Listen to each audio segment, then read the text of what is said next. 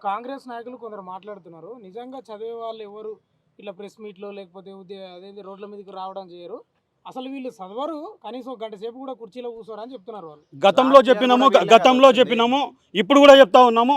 ఒకటే మాట చెప్తా ఉన్నాము. వాళ్ళకి సిగ్గు ఉంటే, వాళ్ళకి దమ్ము ఉంటే, వాళ్ళు నిజంగా మనుషులు అయితే అశోక్‌నగర్ చౌరస్తా రమ్మను, మా హాల్ టికెట్లు పట్టుకొని వస్తాము, మా లైబ్రరీలో చూపిస్తాము, గంట సేపు చదువుకుంటామా, 2 గంటలు చదువుకుంటామా, ఉదయం 4:30కు లేచి మేము లైబ్రరీకి వెళ్తామా, వాళ్ళతో ఇంటెలిజెన్స్ ఉంది కదా, ఉదయం 4:30కు సీసీ కెమెరాలు తీసి చూడమను, ఉదయం 4:30, 5 గంటలకు మేము స్టడీ హాల్లోకి పోకపోతే అశోక్‌నగర్ చౌరస్తాలో ముక్కు నేలకు రాస్తాము.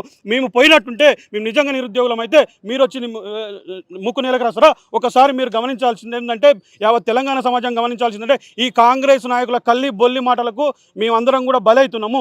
దయచేసి తెలంగాణ సమాజము మా వెంట ఉండండి.